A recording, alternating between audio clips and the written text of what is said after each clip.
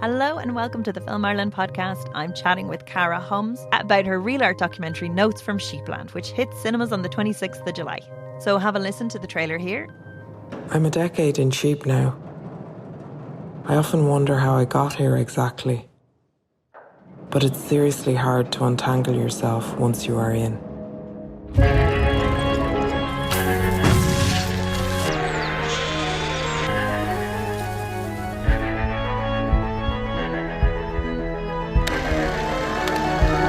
I often forget which role I am playing, farmer or artist, escaping one world to be free in another.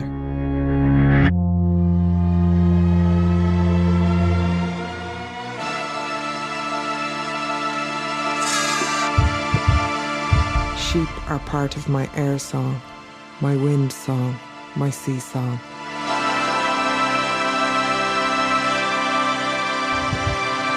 And it seems like some impossible obsession.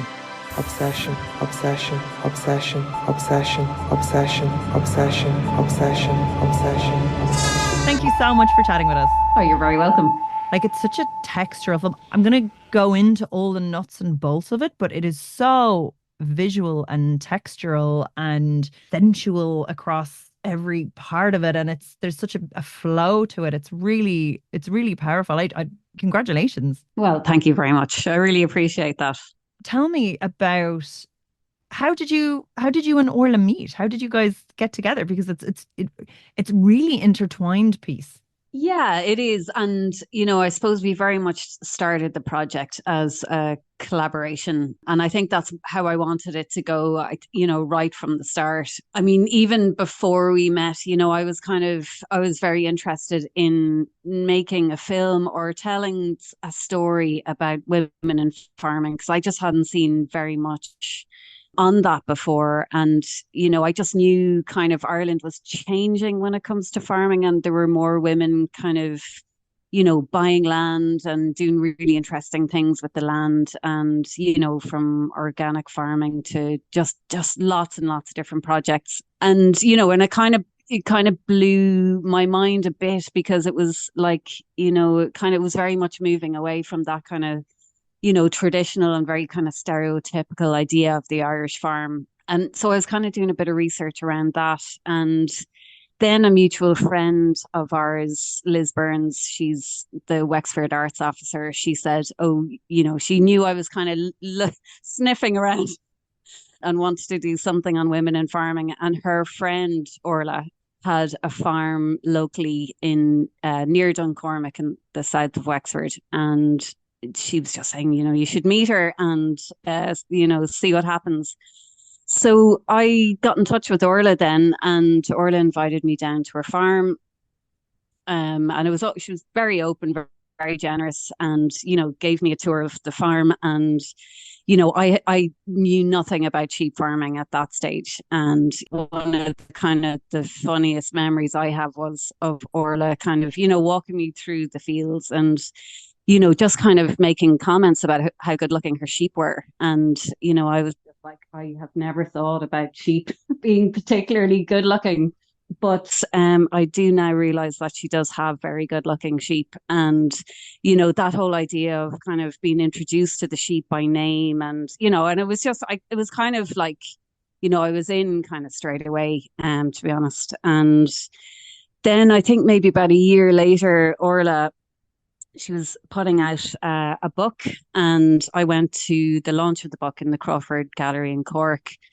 And again, just even kind of looking inside the book, it was, a real kind of mix of, these kind of descriptions of like kind of fever dreams and poems and, personal essays about, her early life, getting into farming and what that meant and what she was experiencing. And then, there would be just kind of these words falling off a page. And I was just like, I was, totally compelled. And, I was kind of like, well, I do want to kind of get to know that brain that produced something like that. So it was very much a mixture of the farming and the art world right from the start. So I approached Orla and she said, yeah, she'd be up for it. So that's it, really. I very much see you in this as you're watching it. Yeah. Okay. And And it's so, and but yet Orla's words, it's Orla's words, it's Orla's story, it's Orla's perspective. That's what I think is so it's so gorgeous. But that strong visual leaning, and then how her artwork really lovely like folds into everything. So when you kind of knew, okay, this is what I want to shoot, did you know immediately, okay, this is real art, this is a feature documentary, like this is what it should look like, this is how it should take, or how do you tease that out? Yeah, I mean, I would say we had a kind of fairly strong treatment, approaching, with the Real Art Fund, you have to, you apply and then you do the interview. And, we did spend a good bit of time, kind of mapping out what the film might be or look like. And really kind of at the start, it was more kind of, looking at the themes and, what we're kind of really wanted to kind of explore in the film. And, I suppose I mean, you kind of take on these projects because there's so much freedom with the Real Art Fund that it can go any which way. But we did have that kind of guide at the start. So that was like really useful. And we knew that we were going to, follow the sheep calendar year. So whatever was going on for the sheep, then we'd kind of intertwine kind of Orla's musings, I suppose, between those different stages. And so that's what we had at the start.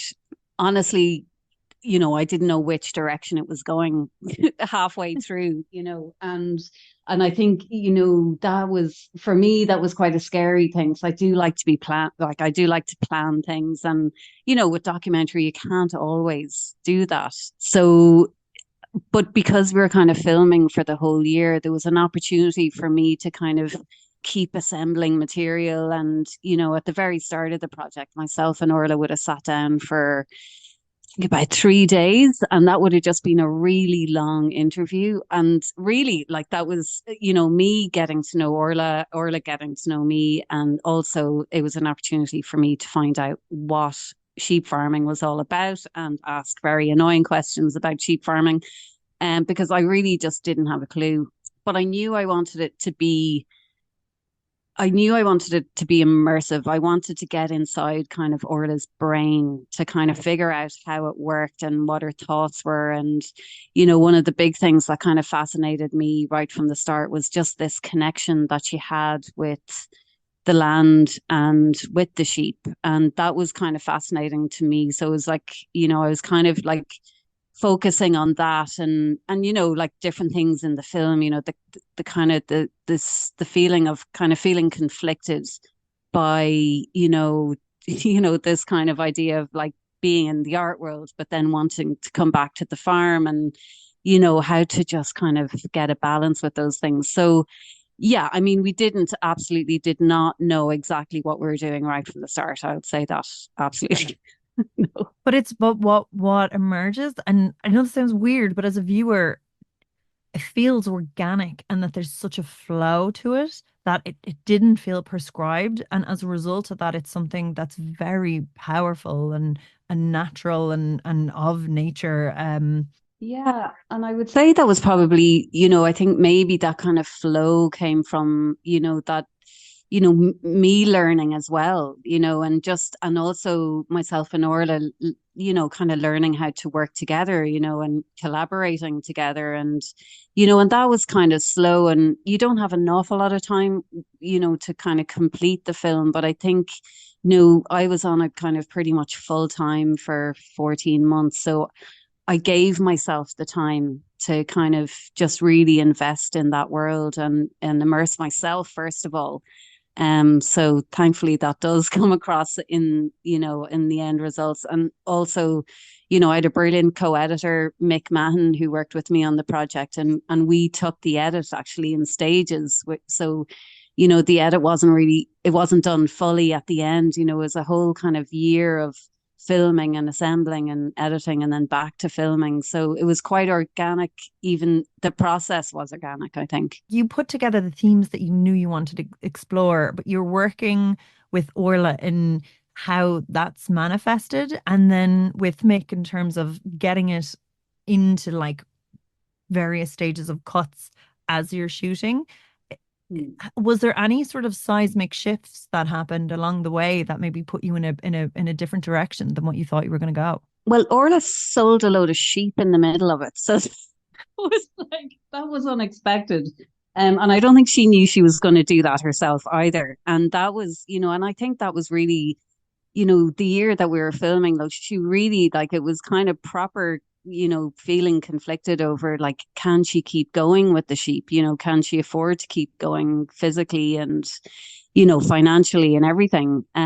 So, I think, because like with documentary, like the people are real, and life goes on and life doesn't stop for, a film project and all of that kind of stuff. So there was kind of like moments where you kind of were like, okay, well then we have to kind of shift the direction another way. But I think, more so, I guess, we were very much in contact the whole time. So there was no big curveballs that we had to overcome or anything, and we could, like, Orla had shows going on and she was teaching, and just as I say, life was going on, but there wasn't, we weren't kind of really necessarily building up to anything. It was very kind of like quite a natural flow to it. And yeah, I would say, like, just having that luxury of time to kind of, just absorb the material and then kind of figure out. And like, and a big thing was, how do you bring performance art and visual art into a documentary about a farmer? So there's all these kind of conversations happening. So that was, and then, you can kind of like try and justify and kind of come up with reasons. But, I think also I was interested to go into the kind of chaotic nature of, what life was like, as an artist, as a sheep farmer, and all these kind of things swirling around and embracing that as well. Did you always know, okay, that you're going to premiere at DIFF 2022? So do you get the scheme and have a deadline to sort of count down towards? Yes, yeah, no, you're always, that definitely is part of the scheme. So I think we had about 18 months from getting the funding to the premiere. So then I gave myself, I suppose, maybe 12 to 14 months of just focusing on that, like finishing off other projects and focusing on that. And that was a real luxury to be able to do that. But I knew that I needed to give it that time myself to just be properly in it. Yeah. And shooting it. So do you just go out at different intervals, shoot, and then kind of go back to the playing board in terms of editing it back in with Mick? How, like, what was the process like over that time? Yeah, so I was working with Luca Truffarelli, who's a brilliant cinematographer, and like, I would have worked with him on the short Welcome to a Bright White Limbo, and I knew that he just was able to adapt to anything. I mean, I didn't know how he would adapt from, like, a lot of his work would be, short film and theater and dance. So coming from that kind of world onto the farm, I knew he would just be able to do an amazing job and just completely get into it. And yeah, so I was so lucky with him because he took a very kind of artistic eye to, to the farm and to the sheep. And, between the two of us, we were able to manage it. Like, it was a very small crew. So it was myself and Luca. And then we had Simon Murphy for two of the shoots. So that was it, really. We were staying close by, and, we were able to get up and go straight down to the farm or go straight down to Orla. So, it was quite an ideal setup. But what we did was, so it was probably maybe 4 or 5 times that we would have traveled to the farm. And after each shooting stage, which might have been like 3 or 4 days, I would have taken the material back into the edit, and I would have done an awful lot of assembly work, whether that was from, the 3 day interview with Orla, just kind of breaking it down kind of structurally and narratively. And that just would have been audio only. So it would have been audio only for maybe, 3 months or something, and just trying to kind of structure it out in that way. And then once we started to get kind of material in, I would have then kind of just done loose kind of visual assemblies, and and Mick would have come in maybe three times through the course of the year.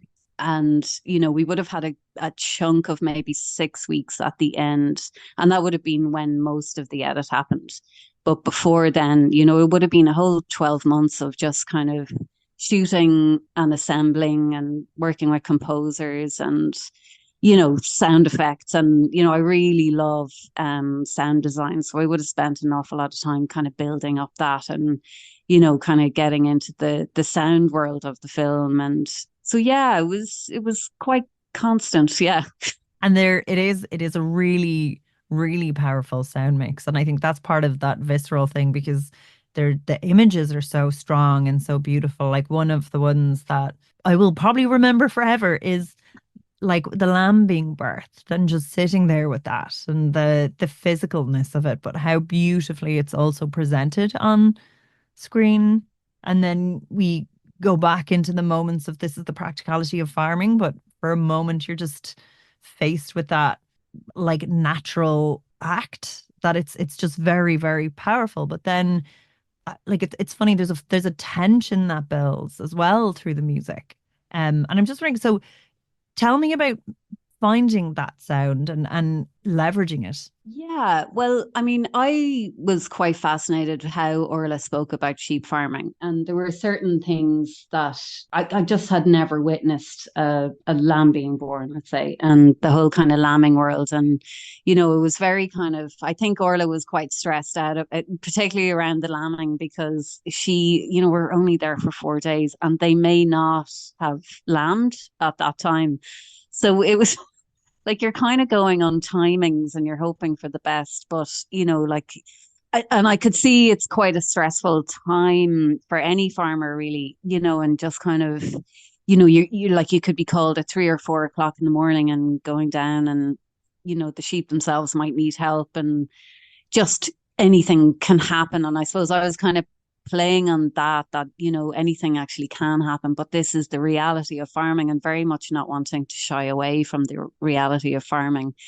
And I found it like, and I suppose the idea really with the collaboration is kind of how I was responding to the lambing as well, and just being there as an observer and not getting my hands dirty and standing back. So, because you're in a kind of a dark shed and, it's quite atmospheric. And I just wanted to kind of play with that and build up on the layers. But then on the flip side of that, like Orla would often describe lambing as, a really serene, really kind of peaceful time. So you were kind of just trying to get a sense of all of the feelings that come about at these particular stages of the farming world. And again in the edit, like we're building kind of just different kind of soundscapes, and Killian Fitzgerald would have done the sound design and mix at the end, so he really then elevated it even more. And yeah, like you could go either way with it, but we decided to go a little bit darker on it. And and then it might kind of shift completely into kind of, you see the lambs frolicking around in the field the next minute and having a great time. But yeah, it was just yeah, I was really kind of conscious like it can get mucky and it rains obviously, and it's a complete chore to go out to the farm to rescue a sheep or clean up the yard, or and it's not all kind of lovely looking sheep and lambs, kind of looking slow motion down the camera. So yeah, we just wanted to kind of get that balance and yeah, and play with that as well. Yeah, I love there's one where she introduces the sheep, and you really get a sense of their personalities when you can see them through her eyes. That yeah, they're like there's such a kind of a wave of different emotions that you're being brought through. But what I love is how the elements of film heighten that so much, and even unconsciously you are being brought on this journey that's so layered. I still want to go back to that sound mix though, because I do feel like that was one of the most beautiful things where do you get your sounds from? Are you recording wild track all the time? Are you playing around with synths? Or is that what you get? What is it, Verity, Sussman and Matthew Sims to do? Like do you work with them along the way in helping find that sound, or is it something that you're doing and then bring them on board? I'm just it's such a Yeah. it's such a beautiful part of it.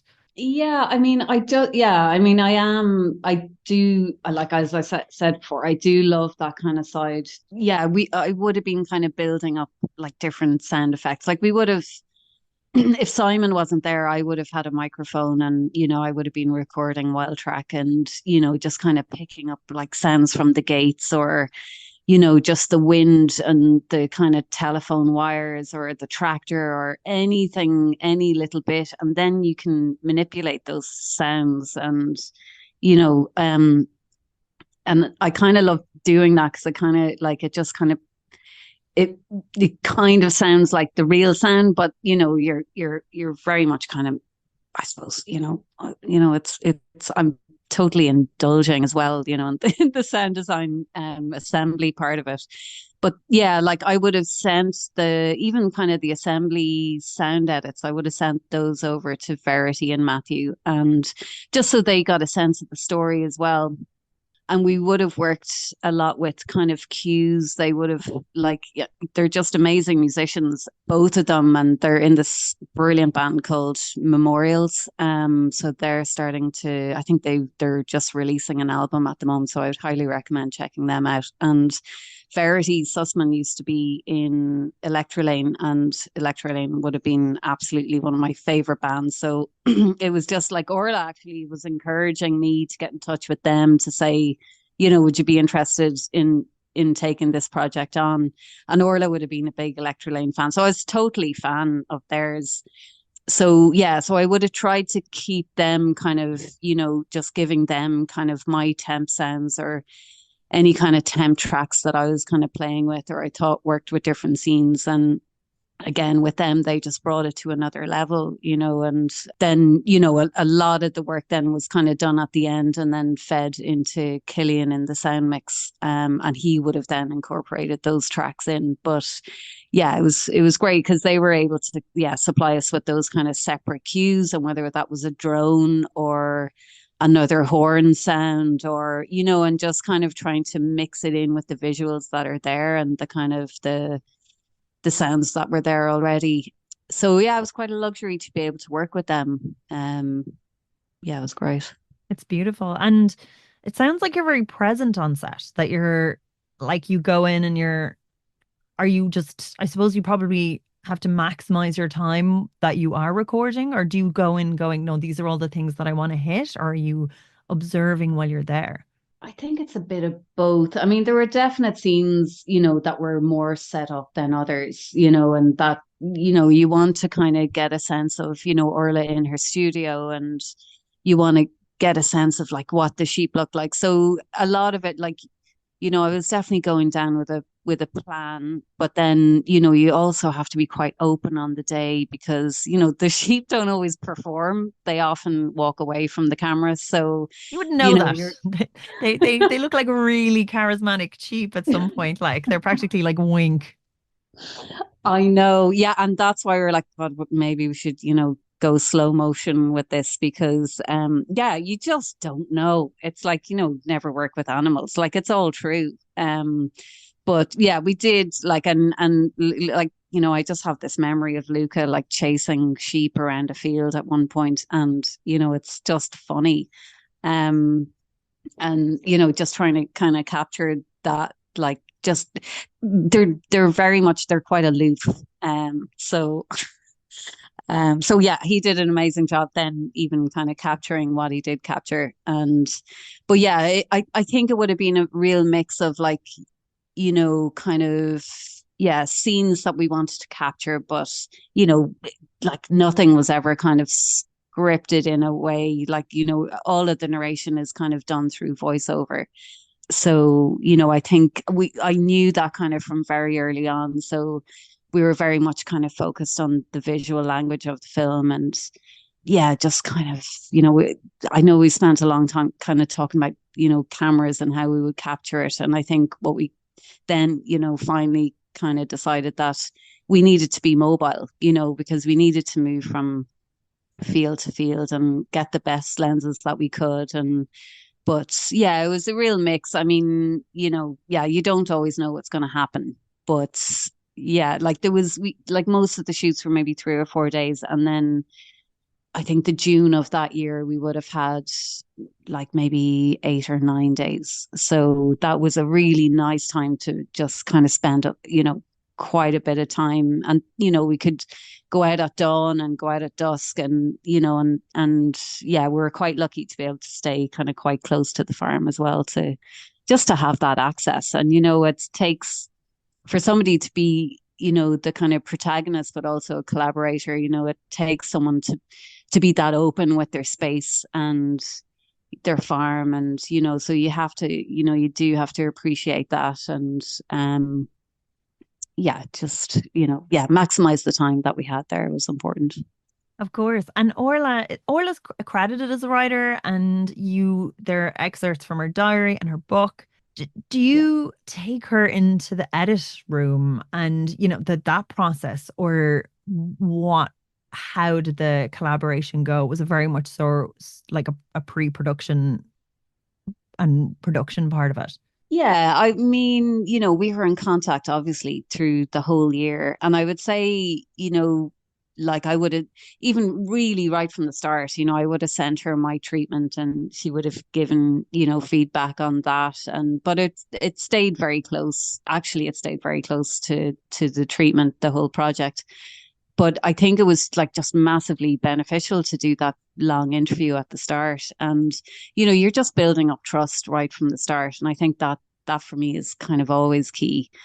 So once I had that kind of long, kind of audio piece, I would have, just been structuring it and assembling it. So once I had a kind of maybe 90 minutes, 100 minutes of things that I responded to from the interview, I would have like, kind of structured it in some way, similar to the treatment. And I would have sent that audio file over to Orla just to get a sense from her, like, was she interested in the things that I was selecting? And, because it was collaboration, it was important to kind of just keep that conversation going. And, and I think she was pretty amazed that, I was able to cut down the 3 days to 90 minutes, because like I think just that kind of the power of editing and just being, just being fairly brutal with it right from the start. So yeah, we kind of went that. And like once she was happy with that, it was kind of, it gave me even more freedom to kind of play with visuals because, I wasn't until so the next time I suppose I showed Orla anything would have been late stage rough cut. So from that very early audio assembly to late stage rough cut, like that would have been the kind of, and we were in contact all the time. I was asking her loads of questions, what happens at the mart and what happens at the show. And so I would have been updating her. But it's always like, no matter if you're collaborating or it's, someone who's just a subject of a documentary, it is a extremely nerve-wracking moment when you're actually going, okay, this is what it actually looks like. And I wanted her feedback on that, on the rough cut. And that normally doesn't happen. So it is like, it is quite scary. So from that kind of rough cut, then, I would have taken Orla's feedback and notes on board. And then, like we would have then got to the fine cut and lock cut. So yeah, it was very much a back and forth, but not all the time, just because I needed the freedom as a filmmaker as well. And did you find, like, I know it sounds like a long time, but actually, I think when you have to kind of like follow the sheep year in terms of like you actually have to get all that coverage. Did you find, trying to get down and get it across the line for Diff was difficult? Yeah. Yes, I did. Yeah, I did. Like, it's you always want kind of more time in the edit, but I mean, I think because I knew what the deadline was, I was very much able to work backwards. So that was kind of, taking in the grade and taking in the sound mix and making sure that there was enough time for that. And then, that kind of final like stretch of an edit with Mick and making sure that like, and I like we would have been like we very much talk about it like a kind of passing the baton, like Mick would have cut a sequence and I would be kind of delivering him, a sequence and we'd be kind of like piecing the film together like that. But essentially like Mick kind of was very much focused on, I was really close to it at that point. So, Mick was able to be kind of quite ruthless with different sections and, what was needed or what we could kind of take out. And, so that was all very good. So I just found the different stages, like, I do a lot of editing. So when I'm in the kind of directing, kind of co-producing role, it just seems like, I was kind of chasing my tail the whole time, so it definitely didn't feel long. And yeah, because I was so involved with, like, so many different angles of like filmmaking. I mean, it was total learning curve as well. And, I was working with New Decade and Aideen O'Sullivan. So they were helping me out in production as well. But I was the kind of the main contact with Orla the whole time. So yeah, it was a very, very busy year. Yeah, Oh. 100%. And do you think that coming at it from the perspective of an editor, as an editor who works very closely with like lots of directors, do you think about filming differently? I don't know. I mean, I know a lot of people think, like, because I'm an editor that I know exactly what I want on the day, and I really don't. If anything, like, I want more, absolutely way more than I need, because I know how valuable that is in the edit. So I'd probably be trying pushing for more stuff rather than, just, having that kind of editor's eye right from the start. Because, you don't know. I mean, the edit, as you know, like, is made again, or the film is made again in the edit. And, I'm always very, very conscious of that. So, I'm not a prolific director. So, when I do get the chance, I suppose it's that kind of, trying to take the time, trying to immerse myself in the one project. But yeah, I would, even from the kind of treatment stage, I'd be thinking, structurally. And, I think a lot of people do that though anyway. But yeah, just kind of, kind of scenes bouncing off other scenes. Like, yeah, I'd be thinking of like an editor, I suppose, at that stage. But I've nothing to really compare it to. I should probably talk to more directors about that. I don't know. Yeah. Well, what would be your number one sort of gripe for a direct? You know, if you're like, oh God, I wish they'd done this. Do you know that you probably definitely won't do that? Like a director's mistakes or Yeah. something. Yeah. Um, I don't know. I just find, like, filmmaking is challenging, so I try not to be too harsh on, directors, because it's so challenging, and you're lucky to get anything. So when you're dealing with real people as well. I don't know. I mean, I think, like, I think I work a lot with, very competent and professional and creative directors. So, I'm being very diplomatic, obviously, Yeah, but I know. I was hoping for some gossip. It's fine. That's it. Don't worry. I won't answer Well, that all fair. Forget it. one. Well, no, he's terrible. No, I'm just kidding. No, but I'm like, it's more like it's not necessarily that. It's more, do you know, like people's perspective might be in something else where they'd be like, okay, we got this really, really beautiful shot of this specific thing, but maybe Oh, if there was like a kind of in between, like, do you know, like you're like, oh, if do you know, like you this would flow better if we had gotten a little bit more here or something like that. Like, do you know, like, is there things that actually, do you know, like maybe it would be good for a beginning director to hear to go, actually, yeah, that's a kind of common thing that happens, and we can vote against it. yeah. I mean, I would be quite good at kind of killing darlings, and, that I wouldn't be too kind of hung up on specific shots. And I think that that's definitely what I've learned as an editor, like, just, if it's working for the scene or if it's working for the film, brilliant, and it has a purpose. But, yeah, I mean, I think one thing, if like a director is completely hanging on to something that just isn't making sense or doesn't push the story on, I think that is a learning thing, because, yeah, it's learning to let go. I mean, I think that's a big thing. Yeah, and, I think, like, as an editor, it's important to have these conversations and, respecting each other's opinion in the edit room and all of that kind of stuff, and just, like, properly listen to kind of like all of the creative voices in the room. but yeah, like, yeah, just letting go of some things. I just, there are battles to, you know, um, overcome or win. But like, yeah, I mean, I think feedback is always really good. And I take feedback on board quite a lot and, try and not be too sensitive over feedback and, and yeah, just it's for whatever works for the film, whatever's best for the film, that's always the kind of the key thing and move on, and yeah. And do you find it hard to go, oh God, okay, we're finished now?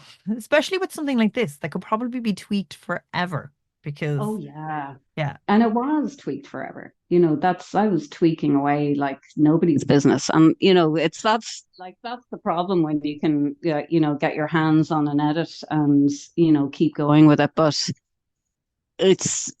no, it's important to kind of step away. And like we had to, we're right up to the wire as well. So, and I think just once the decisions are made, and I really kind of respect the editors that I work with, and yeah, I think once decisions are made, just lock it and step away and be proud of it, as much as you can be. And that's, yeah, like it's important to have deadlines, and I love deadlines. So even if they're kind of fictitious deadlines, I'll still put one up for myself because yeah, like, spending kind of more than that on an edit, it just drives you crazy, I think. And there are more films to make, so, move yeah, on. yeah. And okay, so with Real Art, do they have a marketing plan? Because this has had like a very successful, very vast festival run. Yeah. W- do they come up with a marketing plan? Do you just know this from Bright White Limbo? Do you have your festivals that you want to hit with as docs, or is it very much so, okay, we're going to do this year and this next year? Like, how do you come up with that plan? So the Arts Council offer an exhibition fund, which is amazing. So that is a fund where now they don't come up with a festival plan, so they would expect you to come up with that. And in order to apply for the exhibition funds, you might write out your kind of top five or top 10 festivals that you want to apply for. And with that exhibition fund, then you can work with distributors or sales agents if they take it on, or, and it's just, it gives you a bit of financial backup well, I mean, submit to festivals, because that just gets expensive over time. But yeah, no, it was very much myself working out a plan. And, I got a lot of help actually from Luke McManus, North Circular fame. That has Um, never there. I don't think any documentary has ever screened as much as that. It's still screening, still yeah, screening now somewhere. it is. And he just did an amazing job. And he is, very much so, even around Ireland. And he would have given me a contact to someone who had like, kind of like a festival strategy or whatever. So there are people out there to help you do that. So Luke was a great link and connection to that. And so I would have kind of had a festival strategy and submitted, and some was successful and some weren't. But I mean, Telluride was amazing to get, and that was actually through a programmer who came to DIF during this. So she was at the screening. So there was a few kind of programmers for different festivals at DIF. So those kind of connections were made, and then you have to submit. So you have to like officially submit to the festivals. But I mean, Grania Humphreys was a huge support, throughout the whole process actually, and then into kind of festivals and just giving advice on maybe kind of where to submit to, and And who was there, and and and who yeah, yeah, exactly. And then, yeah, so it did, like, we're really happy with the festival run. Then, so Eclipse Pictures are distributing it now, and they're doing a brilliant job. It was really, really kind of feel like, very grateful they took on the project. And yeah, so we're working very closely now for the release. So yeah, brilliant. highly, highly recommend Eclipse now, I have to say. Yes, and they put us in touch so we can have this lovely chat, which is fabulous. But they're Yeah. yeah, they're just brilliant. And what does distribution entail for a documentary? Would they have picked festivals before this, before a cinema release, or is it all gearing up to a cinema release once Eclipse come on board? Yeah, so we would have finished the festival run well, a couple of months ago. I mean, it's still ongoing, I'm still kind of submitting and people are still requesting the film, but they would come on for this particular project, it's focusing on the Irish release. So they have a kind of a plan for like the different cinemas that it will screen in, and then beyond that, then we'll start kind of looking at arts centres and screenings around the country. So it'll be a chance to do some kind of community screenings. But yeah, like, I'm totally thrilled. I do think, and I know most filmmakers say this, but it is a cinema film, and I think it's best watched in the cinema. And so I'm just totally thrilled it's going to have that opportunity now. And yeah, just kind of cinemas I'm fans of anyway. Like, it's a thrill. So yeah. What has this sort of feedback been in terms of how did it play in different regions? So it's kind of toured around a bit. Does it resonate? Like, I mean, there's the plight of the artist, and in particularly in places as well that maybe has strong agricultural roots, for instance, or, you know, did it go down well in different societies or different festivals in different ways? Yeah, it's quite universal in that way. I mean, like I think, all of the screenings that I've been at, like, we're screening in Estonia in April and New York in June, and like all, the kind of the screenings it's had in Ireland, at Docs Ireland and Dublin and Galway. And like, one thing I've noticed is like people who are farmers or came from a farming background, like their hands are up straight away when it comes to the Q&As, because people, like, they're just really delighted to see, kind of farmers and farming, and just the different kind of issues that come up with that.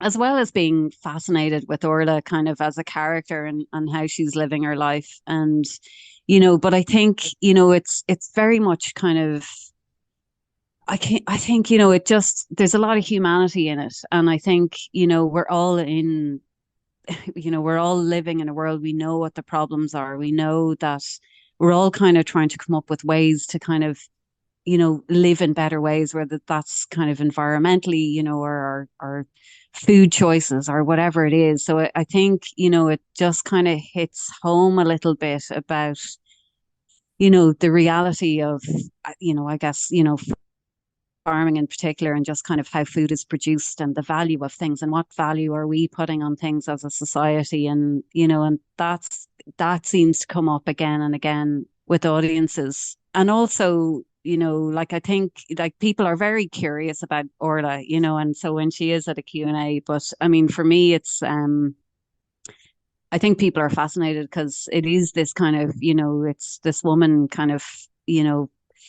finding her place in the world, and, kind of pursuing, the things that make you feel alive. And that was a big thing that I was kind of attracted to right from the start. It's like just the bravery that you do need to have to kind of just pursue these things. And like, I would say that's the same for filmmaking as well. I was just going to say that that it's Yeah. it's about communicating her world experience, and then you're communicating her world experience. Yeah, and I think like, just most people are relating to just the different things that come up through the film. So yeah, like, I found, like, no matter where the audience is, like, people are engaging in it. Like, they're at, like, yeah, people are engaging. And, yeah, whether it's kind of, and also I'm kind of like, I'm really keen to bring, kind of a cinema audience together, and like, the farming world together, and, and like, just these kind of different ways of telling stories, and creating that conversation. I mean, I think that's big part of, you know, when we were going for these exhibition funds, like we want to create these conversations, and they're all in the Q&As afterwards.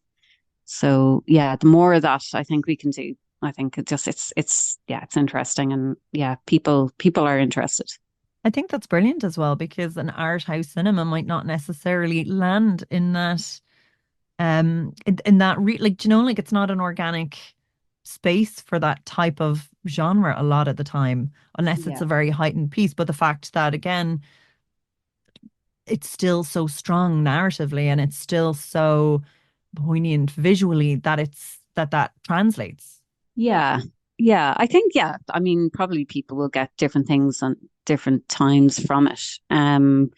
But yeah, like, and it is that kind of crossover as well, you know, and even like Orla herself, you know, just trying to kind of navigate the world as an artist and a farmer and you know, and we all have different strings, you know, and like we all have different things that we pursue, but um yeah, I just, you know, I just love the idea of, you know, just pursuing and um yeah, and you know, maybe inspiring people, not necessarily to be sheep farmers or filmmakers, but you know, just that kind of just that kind of perseverance of doing what you love.